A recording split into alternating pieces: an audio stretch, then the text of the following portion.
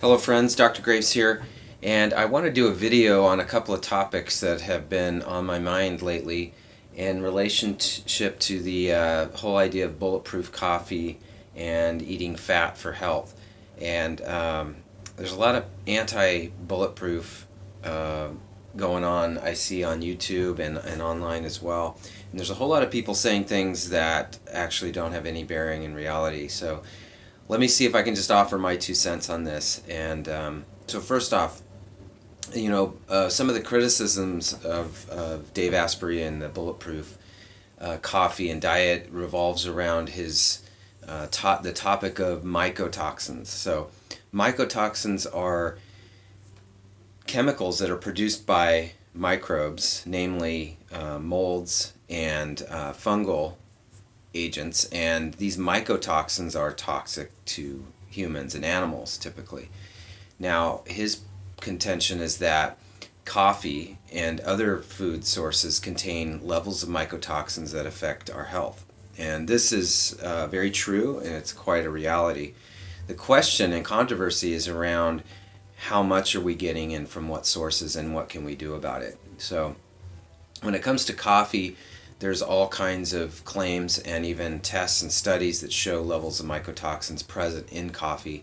And it's really down to a question of handling and quality from the manufacturer. And so all coffee is not going to be tested for these levels. The brand Bulletproof coffee has been tested. It's high grade. It's great. It's expensive. You can get it online and have heard nothing but good about it.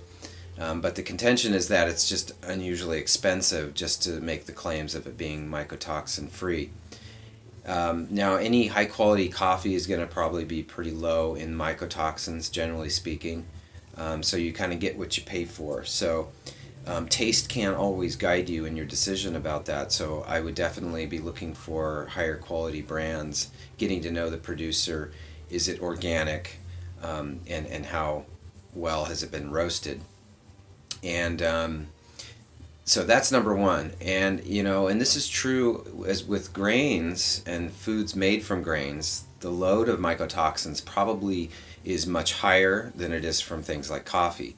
And so, as the Bulletproof diet points out, grains are kind of off the list. And because of them being a carbohydrate, you're not getting all that starch. You need to avoid them. But I think part of the benefit of avoiding grains is that you're eliminating a large source of mycotoxins in your diet when you do that.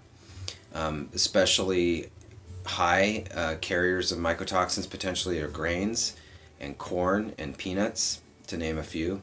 But vegetable oils produced from soy or corn or canola, they're more likely to potentially contain some of those mycotoxins.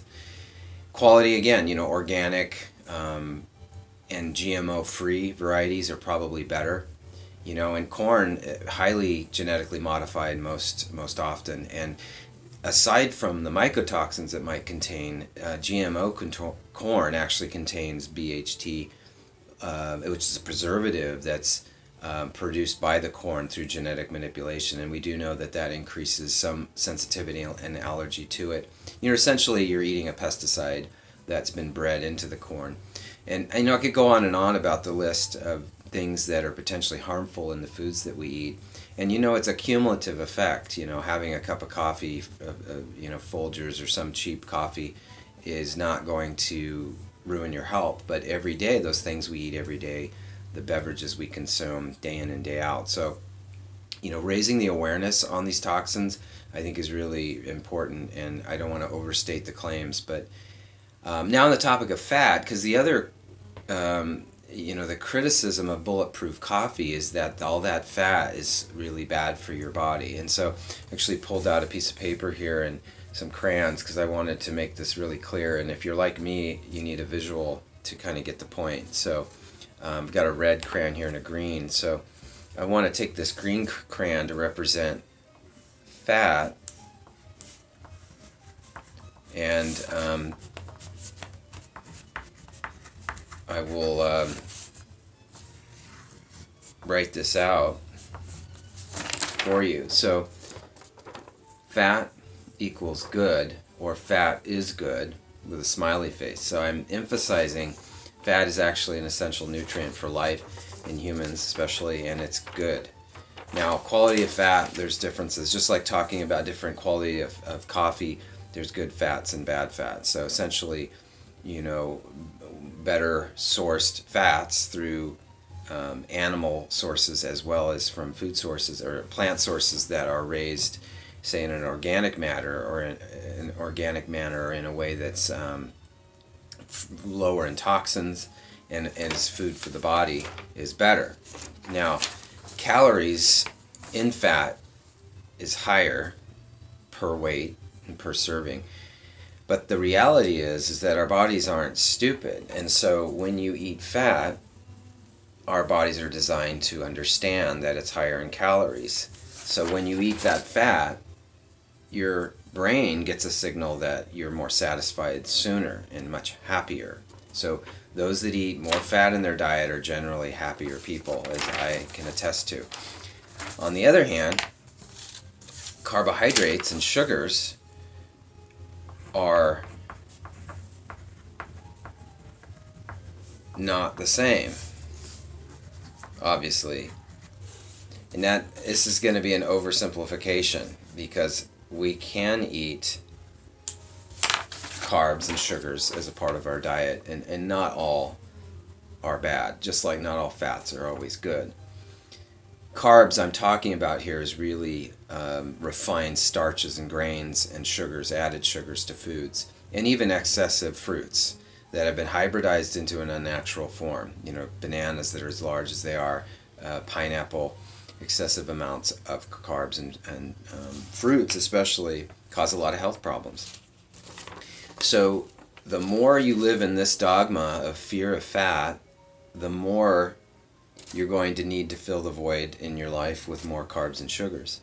And carbs, they feed an excessive increase in desire for more and more carbs and sugars and lack of satisfaction. So, a low-fat diet, by definition, is going to turn into a high-carb diet, and that leads to a lot of the health problems that we're seeing. And so back on the Bulletproof diet, again, high-quality foods is emphasized. Bulletproof coffee is high-quality coffee, as low in contaminants as possible, with high-quality fats added to it. So again, the criticisms of coffee, there are many in terms of its overstimulating effect. When you add sugar to coffee, that creates the frowny face. Too much sugar with caffeine has a whole different scenario in terms of it's going to increase the rate at which that sugar is distributed and some of its negative impact, and it overstrains the adrenal system. Whereas fat with your coffee improves fat metabolism and increases satiety or satisfaction. And so choose wisely. High quality food is always the best bet, and don't be afraid of fats. And you can do tea, Bulletproof tea, as well as mixing that with high quality fats, whether it's heavy cream or blending it with butter and MCT, as I've talked about elsewhere. So anyway, that's a wrap for now.